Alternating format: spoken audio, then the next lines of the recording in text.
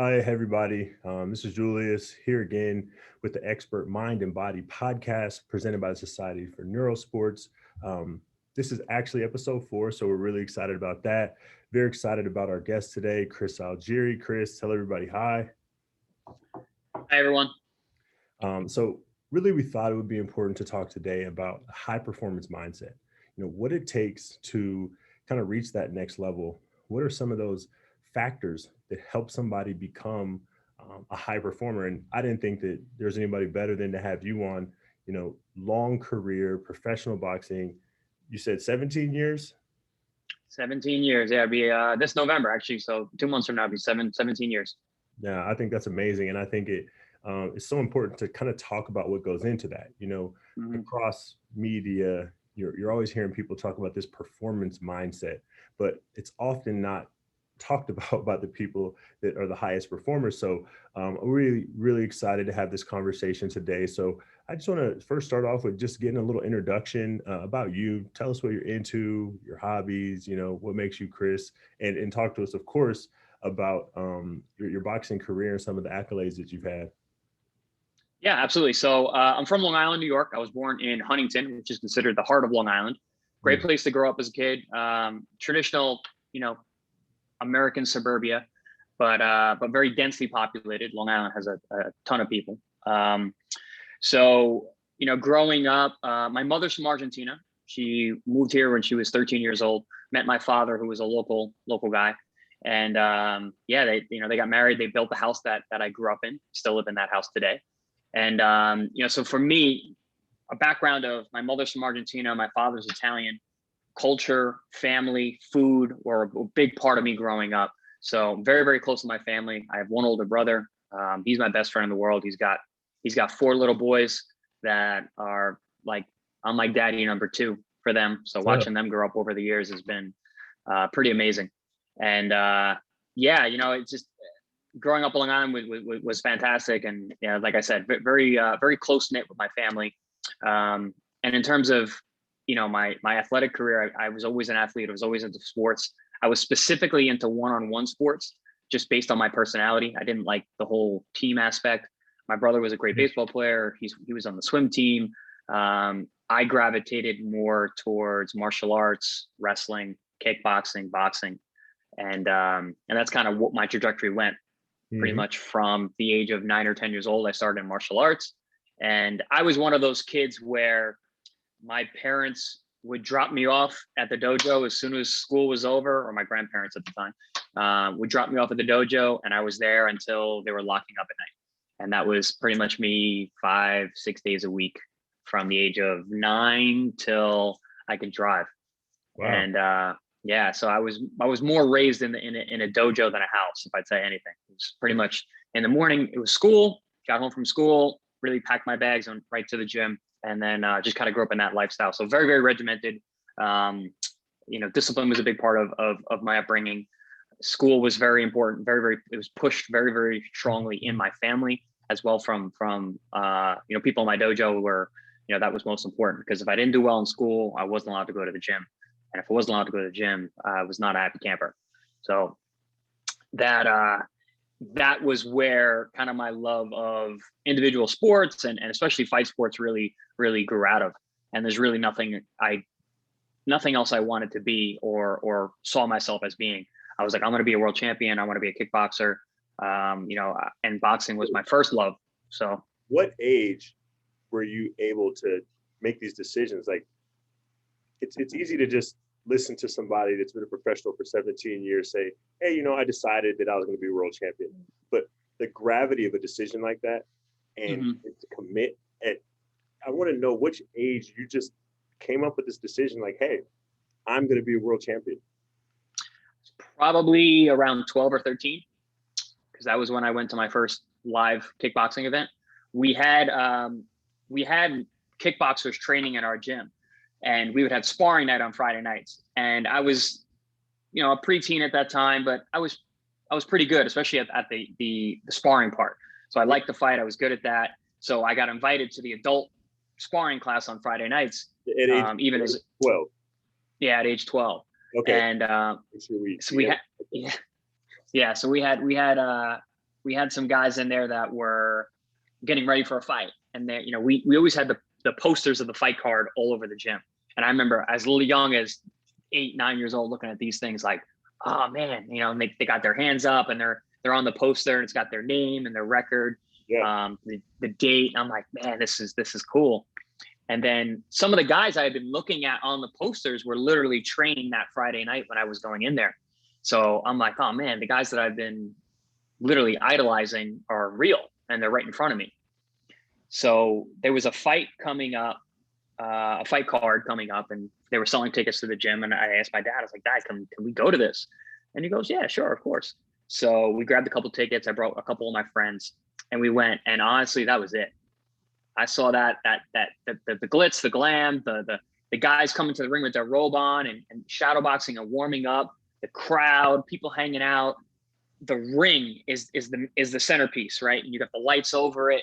And I just remember walking through those double doors and seeing that ring and being like, this is what I want to do. No. And after the first fight, I go to my dad. I go, Dad, I want to do that. He goes, do what? I'm like, I want to fight. And he was like, we'll talk to your mother. Wow, that's amazing.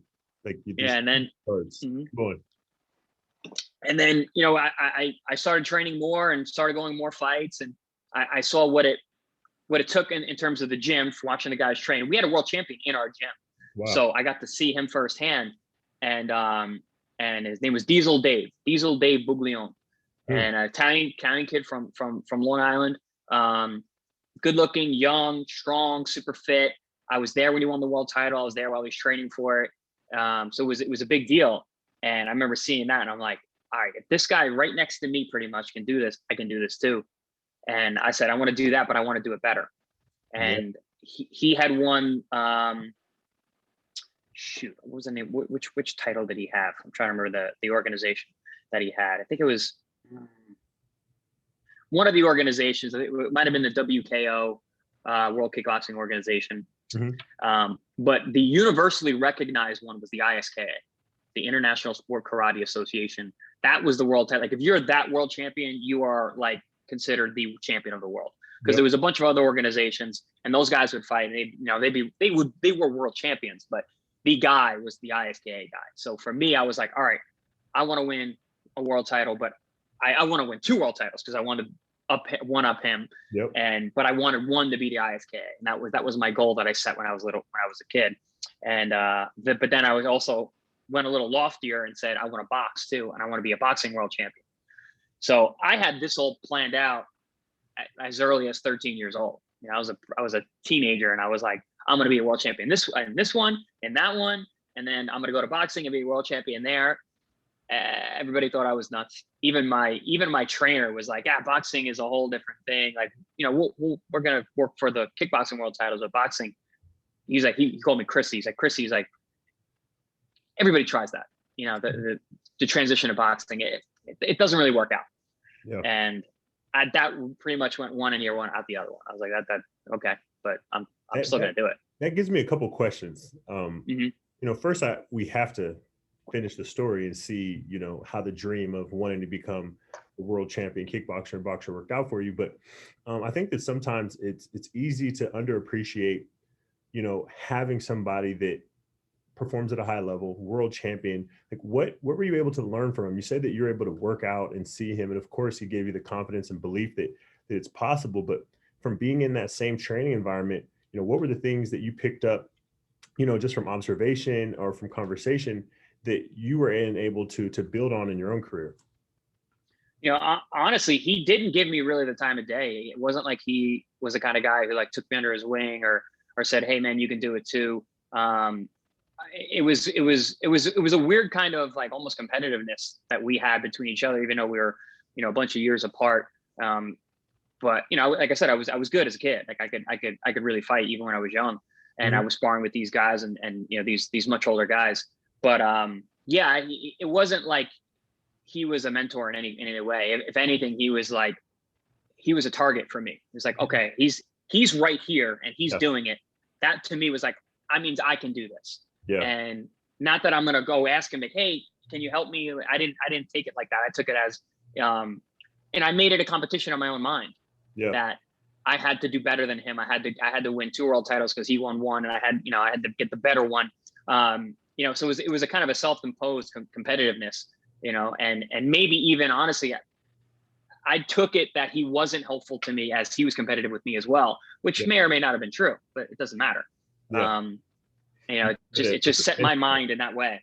Yeah, that became a benchmark, something to strive for, something that sounds like you used as motivation to get to where you were. So tell us, how did it work out? Were you able to become world champion? Yeah, I mean, I won first was the WK super welterweight world title. I won that when I was 21 years old. Wow. 2 years after becoming pro. I turned pro at 19.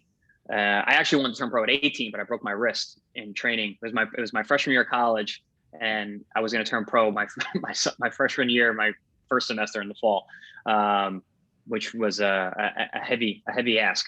But I ended up breaking my wrist in training, so I had to wait another year anyway. But so I won the WKA super welterweight world kickboxing title at 21 years old. I knocked out the Canadian national champion, guy named Brad Fowler, very, very tough. And that was actually the first time I got knocked down. Wow.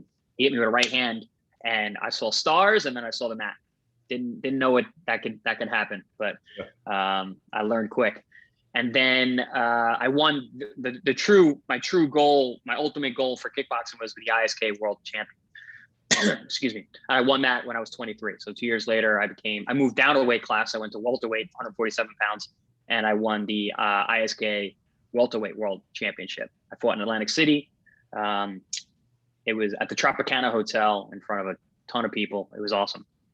And for me, that was my ultimate goal in kickboxing. And I knew I didn't want to stay in kickboxing long. The injuries were starting to rack up already, even though I was 23. Yep. I had torn ligaments in my knee. I fractured my elbow. I had broken my hand several times. I broke my foot. Kicking, guys can kick really hard, and kicking bones, it's pretty damaging to your lower extremity. So I wanted to get away from limping around the way I was. So I made the transition from there to boxing. And that transition took a little bit longer. It took me 5 or 6 years until I won a world title in boxing. Wow. So what was difficult about it? What made that transition challenging? For one, I mean, it's a different sport. Obviously, you can't kick anymore, but it changes. Boxing is much more of a rhythm sport than kickboxing is. Kickboxing is much more like the kind of kickboxing that I did. American fans aren't really too familiar with it. It's a power sport. You're setting up kicks. We box. We wear boxing gloves, but for the most part, you're looking to set up your power kicks to knock guys out. Boxing is a lot more rhythmic, a lot more speed, a lot more endurance. You only have 2 weapons, so you really master those 2. So it just took me a while to figure out the rhythm, the timing, the pace, the conditioning that it required, and then just navigating the business, getting myself to the position to actually vie for a world title and move up the rankings. That took some time. Wow. Just a second. I just noticed that my computer is going. I think that thing is a power heater. My charger. I can unplug it. We can edit this. It's not a big deal. I think we're gonna have to cut that out because I don't think I have my charger. I can take it out. I just saw it was chewing. No one else has one, huh? Apple? Yeah. Yeah, you paused it, right? No.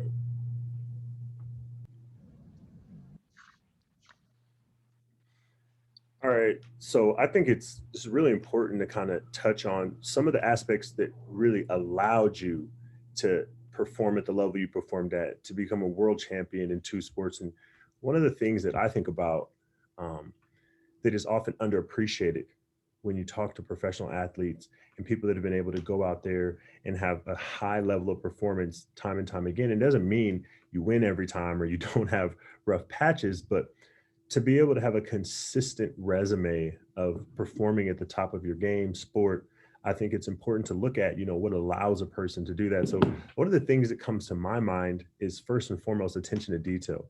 And could you talk a little bit about what attention to detail does to help you be at your best when you compete?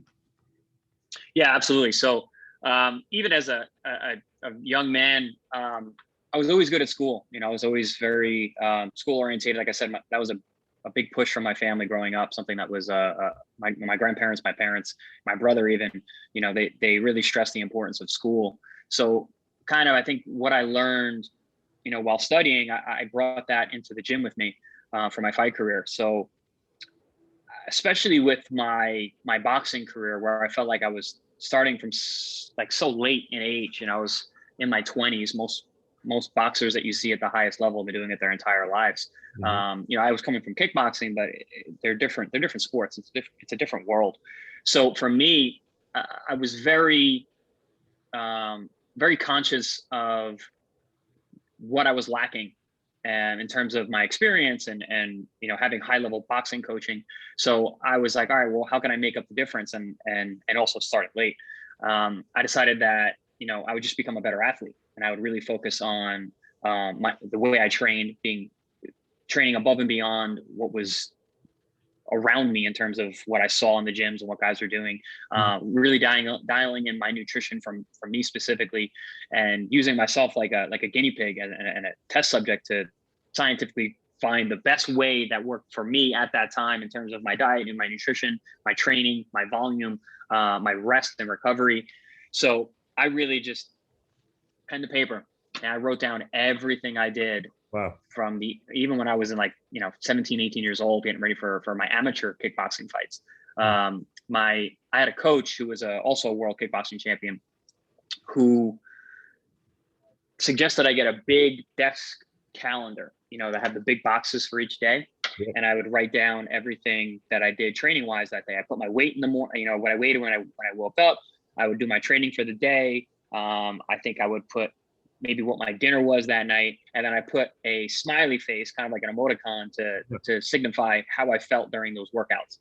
And I mean, I have stacks of these things from year to year, from my amateur kickboxing to my pros. This is in the early 2000s. So And this is wasn't as before, all the healthy living, eating, exercising, where that trend came in. I mean, at that point in time, it was kind of like, if you're just a better athlete, you're a better athlete, do what's expected of you during your training sessions. But for you to have that attention to detail and really create like a behavioral charting method to be able to determine what you did that day, how did it make you feel, and then you're able to look at this months long body of work and you can see what you put into making yourself a better athlete. What other things did you encounter, like as you were trying to become more detailed? Was it just something that it came naturally, it was easy, or were there things that you had to work through to be able to incorporate that level of detail into what you did to make yourself have that athletic advantage? Yeah, I mean, so first and foremost, so my coach he was kind of like almost like a skills coach. I would work with him once a week. I'd go in on Sunday and we would work on focus fit training. We work on strategy and things like that. And he would tell me to bring my calendar for the week with me each time. And I remember I had a couple bad workouts in a row, and I'd call him and ask him about that. And he's like, "Oh, well, bring your calendar on Sunday. We'll check it out." And we look, and it was 37 days in a row training. And he goes, Wow. "Hey man, when's your day off?" I'm 18. I'm like, I don't take a day off. What do you mean? He's like, you need to take days off. Yeah. And I was like, well, I mean, if I can train, I should train. He goes, no, that's not the way it works. You got to maximize, the way you feel, so your output and your performance on that day will be the best that it can be. He's like, if you're well rested, you'll train harder, you'll train better, you'll get more out of it. So then incorporating days off, that was one thing I was just like, and this is how the charting helped me. Because if otherwise, I would have just came to him and be like, hey man, I haven't felt good the last couple of days, and he wouldn't be able to see it objectively that, oh, listen, and he counted, he was like 7, 14. He's like, you haven't taken a day off in a month and a half. What are you doing? And I didn't think anything of it. And then another time I was getting ready for my first world title fight. Yep. And again, I'm 21 years old and I'm so focused. I'm so focused. I am cutting no corners. I'm dotting every I, crossing every T. The amount of stress that I was putting on myself was out of this world. And I just felt like I was in a crack. I felt it. I felt it coming on physically. I felt like I was getting sick. I was tired all the time. I was unmotivated, everything, just classic training syndrome. And I broke down and I went to Taco Bell and I sat in the corner. How soon was this before the fight? Within 10 days. And this is something, it's like a big no-no. Like, how often were you having Taco Bell? Was this something that you did every once in a while? Or is this like, I don't even know the last time I'd had Taco Bell, just I needed it at that moment? When I went into training camp, it would be like, for 2 months, and it would be no fast food. It would be no booze. It would be, everything was just super dialed in, super regimented for 2 months leading up to every fight. And when I was younger, I was a lot more strict even than I am now in terms of those things. So for me, this was a huge breakdown in my confidence of what I was doing and what my routine had been. All right, so you're at Taco Bell. Now let's pick up where we left off. You're at Taco Bell. You're feeling burnt out. You've worked yourself to the bone. Now what? I'm there full of shame. I'm a shameful man sitting there at the front ordering my Taco Bell. And I mean, I ordered a lot. I don't remember exactly what I got, but I got like one of everything that I like. And I sat in the Taco Bell. Who eats in a Taco Bell? I'm in the Taco Bell in the corner, and I just ate everything. Yeah. Ate everything. I went home and I had ice cream. Like I've just off the rails. All diet restrictions broken. Gone. And we're like I said, 10 days out from my world title fight, my first world title fight. And then I woke up the next day and I felt great. And I trained great. And from then on, like everything was made weight, no problem. I went out there, I performed amazing. And I learned that the pressure that I can put on myself from up here can affect the rest of me here too. And I need to let myself not necessarily go, but let myself live and let this thing, both of those stories tell the same concept. Yeah. You've got to rest too. You've got to let your body recover. The first one, I wasn't letting my body recover. Second one, I wasn't letting my mind recover. So me pulling off the gas that little bit to go break protocol and to have that dietary lapse helped me mentally so I could perform. It almost sounds like what you were starting to learn and to develop was this sense of what attention to detail meant. Like you first started off and you went, okay, I'm going to get this calendar and I'm going to work and I'm going to chart and I'm going to record everything so I know how I'm feeling. And then you have this interaction with your skills coach and he says, hey, you got to have some recovery. And you go, okay, wow, that's good. I'll incorporate that. And then recovery became part of the attention to detail.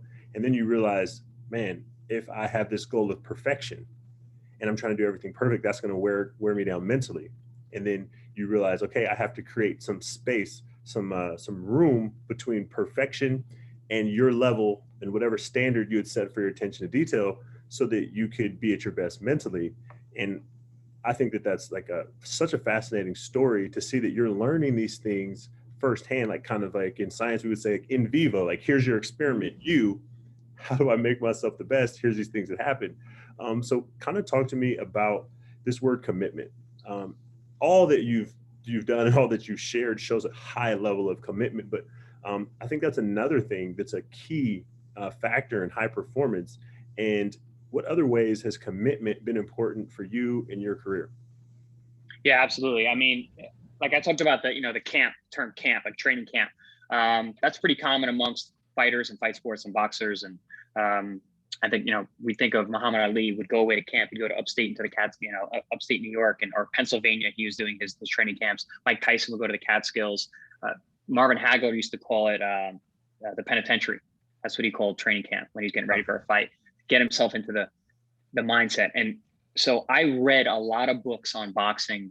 I mean, I'm talking about going to the library with my library card and picking out every book there was about boxing and reading about the guys I just mentioned.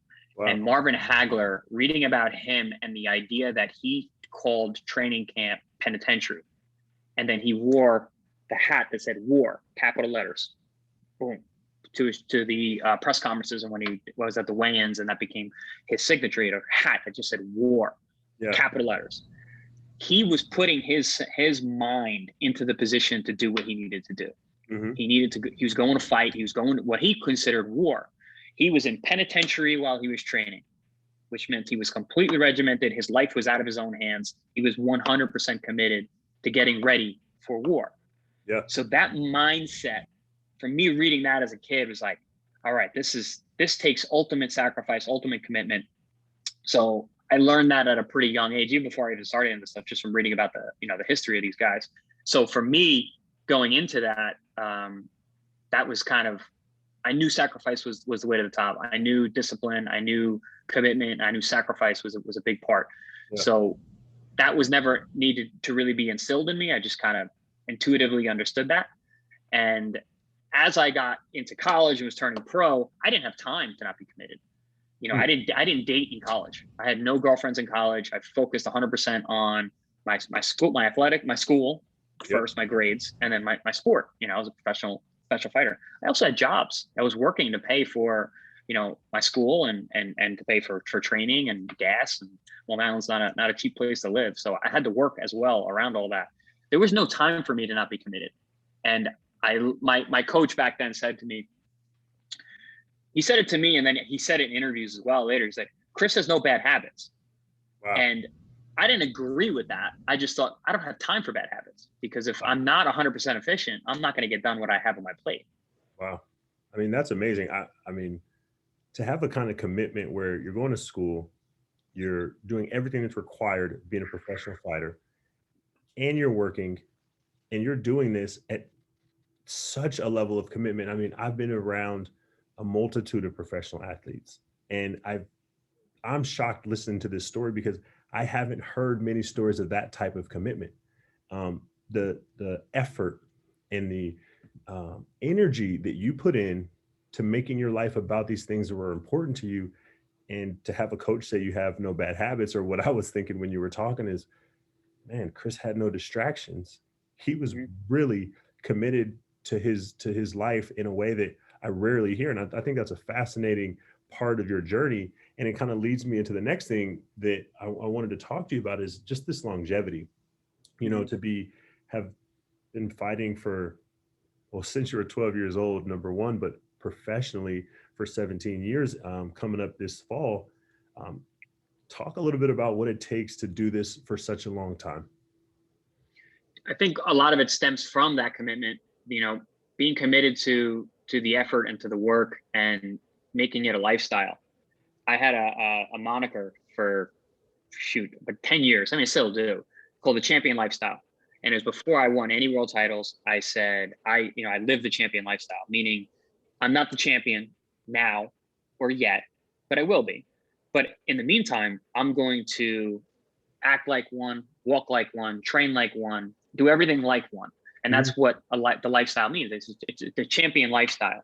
And I would, I would talk to everybody about that. Would come up to people. It's like, man, you're so committed. I'm like, champion lifestyle. People are like, oh man, your diet is so tight. That's champion lifestyle. And that was me over and over and over again. And that's actually, we'll talk more about that when you talk about tips, but that's one of the things that has been really powerful for me growing up, has been my mantras, the things that I repeat over and over, whether it's only in my head or it's to the people around me. Yes. I make these things true, because I just push it, will it, and out of here, out of there, anybody around me. So for me, it was like the champion was the only thing I ever wanted to be. Like I said, when I was young, that's what I grew up, wanting. And so for me, I'd say, I was a world champion at 21, but it took me 21 years to do it, because I wanted to do it all that time. So it wasn't that quick. It wasn't that early to me. And then when it comes to, the fact that I'm still doing it now, I think that lifelong commitment, that lifestyle has afforded me the opportunity to do this at such an considered an advanced age, for my career, because I live it. It's the fight would happen, and when I was younger, I would go off the rails, right? And I would go and I would gain 25 pounds, and I would eat and drink and party and have fun, whatever. Would you gain 25 pounds? You mean like between fights, you would focus in bust your ass, and then you get to this, okay, post fight, take like this exhale and then just go do whatever it is in between fights? Yeah, I would have my Taco Bell breakdown for, a month, after the fight, because I put so much pressure on myself during that, the training camp for those 2 months, that I would completely go off the rails and lose it. And then as I've aged and I realized that I couldn't do that, because your body can't handle that. You can't be 100% forward and then completely fall off. I used to stay out of the gym. Now I fight on Saturday. I'm doing my road work on Monday. I'm back in the gym on Tuesday. So that being that way, and I've been doing that now for over 10 years. So, in between fights, I've always gone right back to the office, and living a lifestyle. And I think that's afforded me the opportunity to continue, because if I had stayed the route that I was doing, the up and down, the in and out of the lifestyle, I wouldn't be here, and my body wouldn't have held up.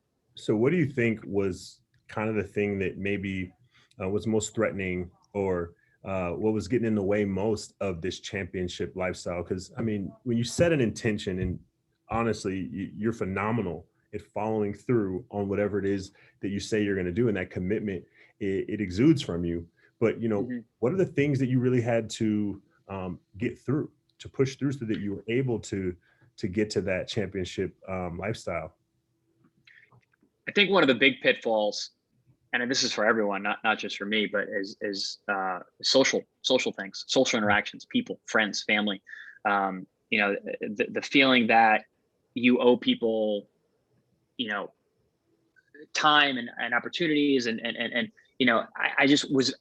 I learned that I needed to be very selfish with my time, and my interactions needed to be for me. I needed to let go of that. Oh, I owe this person, a hang, or I owe this person, a phone call.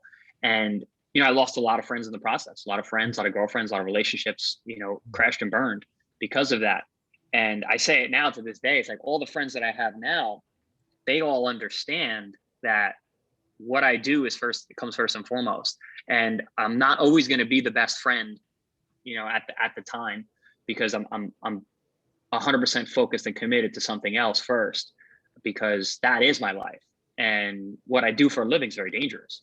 Yeah. So the people who have been around me and still are fully understanding of that. And, they are there, whether I am there or not. I had friends that would hang out, and this was not in the room. I was somewhere else. It was focused on my training. But they understood that. They understand that I was striving for something very difficult, and that it was not personal. To be friends with someone like me, you got to let the ego go. Because I'm focused on. I might be elsewhere. I'm here, but but part of me, my spirit, my mind, it could be somewhere else. Doesn't mean I don't love you. I dislike you or anything like that. It's just this consumes me, and I understand the importance of that. And I want to drill down into this a little bit, because I can't impress upon anyone how important sacrifice is to becoming a high performer. And I often call it the cost of high performance, meaning that whenever you want to be great at something, there are all these other things that you have to give up so that you're able to invest the time you need to be great. And that's so much of what you're talking about. But, it's not easy. And I think that so many young athletes, or people that may be in college, or people that may be in graduate school, and they say, I want to be a high performer in this, you name the industry, they need to hear this. They need to hear this level of commitment. So let's talk a little bit more about the sacrifices. I mean, you mentioned having to lose relationships, whether that be a girl that you were interested in and you cared about, or friends that you found important. What other sacrifices did you have to make in order to have a sustained longevity of being a high performer? Yeah, I mentioned it, that I didn't have a girlfriend in college. I didn't date, because I was too focused on what I was doing. And I understood that personal relationships could take away from what I was doing. There's that honeymoon phase, man. You fall in love and you got this girl, and it's like, well, I could go to the gym, or I could just hang out here and watch a movie. I could go and do this or do that. So I didn't even dangle that carrot in front of me. I was just like, nope, this is what I'm doing. I'm too focused on these things. I'm because I know how my personality is, where, like I said, where I was all the way on or all the way off, especially in those college younger years. I was either 100% fully committed to it, or I was really, really off. So I figured I would probably be pretty similar if it came into a relationship. So I just didn't give myself that option.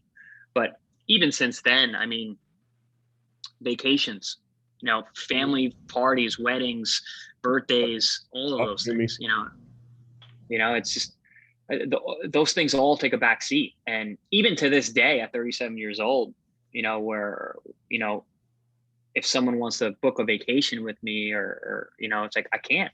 If a fight comes up, that's it's not, we don't have a season. It's not like I fight, September to January. Fights can happen at any time, and sometimes on short notice, and all that stuff goes out the window.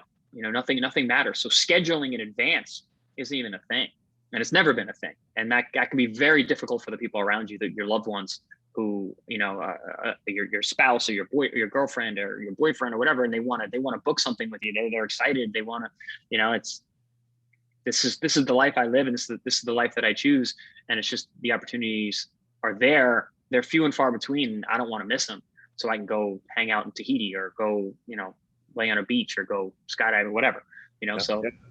I'm fired up listening to you, because what you're describing is what I call a monster mentality. And I don't mean a monster like, some sociopath from the Netflix show that people watch on Fridays, Mm-hmm. that makes them frightened and they look at the screen. When I mean a monster, I mean somebody that has a mindset that's so robust, so strong, that nothing can matter.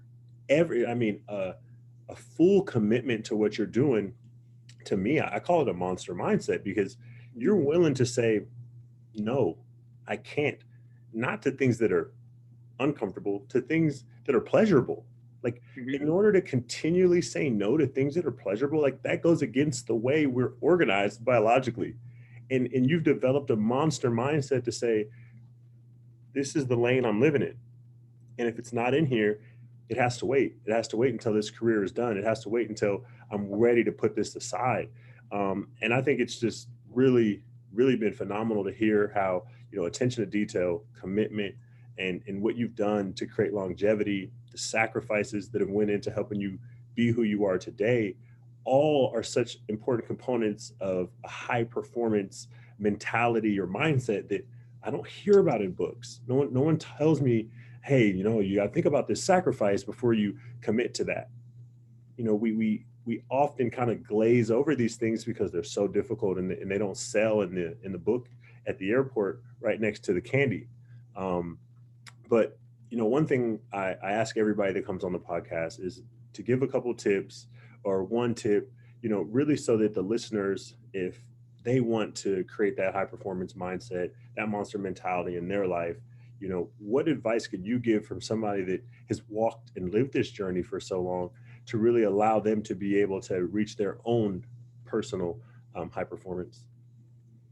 So two tips that I think can be really helpful, have been for me, and I think they can be for anyone. I'm not special in this regard, and they kind of go together. And one of them, as I mentioned earlier, was having a mantra.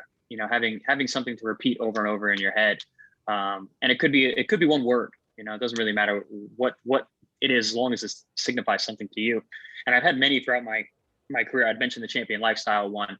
When I was getting ready for my first boxing world title, the mantra through camp was "end the new," because when you are the contender going against the champion, when they announce the winner, if the defending champion loses the belt, they say "end the new champion."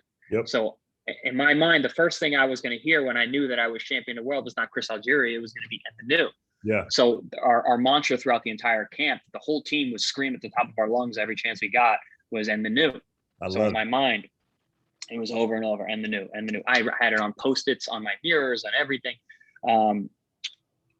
That has grown into different things. Now my mantras are even a little bit longer. Like 2 fights ago, my mantra was, on June 1st, 2019, Chris Algieri, will stop Tommy Coyle at Madison Square Garden in front of a ruckus crowd. So I would repeat that whole long thing over and over again, and I would write it and have it.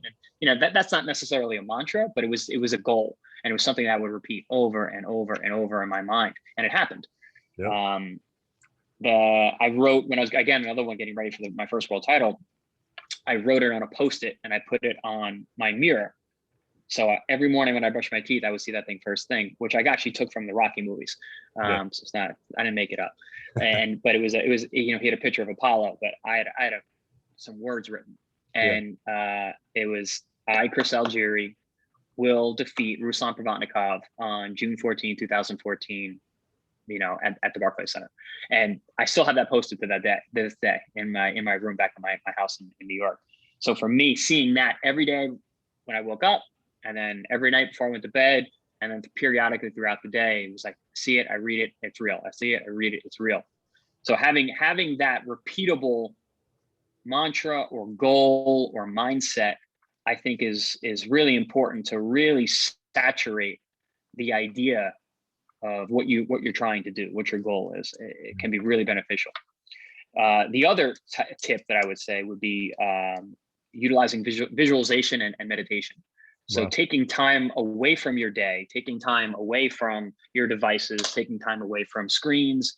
And you don't necessarily have to be, honestly, you could do it in a crowded room. It doesn't need to be silent or anything, but just taking that time to go inward, really focus on whatever the task is. And I don't mean just thinking, all right, this is what I've got to do. This is the end goal. I mean, every step leading up to it. I see myself walking to the shuttle to go over to the arena on fight night 4 hours before I fight, 1,000 times before it happens. Yeah. And I see myself waking up in the morning on fight day, putting my feet in my slippers, going to brush my teeth, going to make my breakfast. I go through every step of that day. Wow. And I've done this with anything that makes me nervous. If I think of something and I feel anxiety or I feel anxious or I feel what, I walk it over and over in my head. I visualize that. So by the time it happens so many times, I'm not nervous. I've done it a million times. How many things have we done for the first time you're terrified of? Driving. First time you drive, it's terrifying. And now you could do it, probably half asleep. I don't suggest that, but you can. The more you repeat something in your mind, the more you feel like you've done it, the less anxiety there is with it. Absolutely. And it's so funny because as you were talking about, just the detail that you go into when you do your visualization, I couldn't help but, put my psychology hat on. And I was thinking, no, that's an exposure. As he continued to visualize each and every step of what this fight day will be like, he's exposing the mind to it so that when the day comes, the anxiety is reduced. And we know one of the best ways to reduce anxiety is through exposures. And I kept thinking, well, that's a fantastic performance mindset technique. Like, if you start visualizing these things happen, when the actual body is in that situation, the brain's going, it's okay. We've kind of been here before, even though you really haven't. But these are these techniques that you can use to really kind of leverage the way the mind works and the way the mind works in conjunction with the brain. So I think that's fantastic. So mantras, intense, not just the visualization of like, see myself, with my hand in the air. No. From the start in the morning, putting your feet in the slippers, that level of visualization makes a big difference. But I just want to thank you for coming on today. It's been fantastic talking to you. I think that anybody that listens to this has so many things that they can take from it to become a better performer. I mean, so many of the things you said today were light years above the things that I was doing in my career. And I'm like, well, I wish I had podcasts to listen to when I was a kid so I could grab some of this stuff. Or maybe if I would have had the mindset to go get books and read from people that have been where I wanted to go, what would I have been able to do in my career? So thanks for your time. Appreciate you coming on, and we'll have you again. It was a pleasure, my friend. Thanks for having me. And anything you need, let me know. Of course.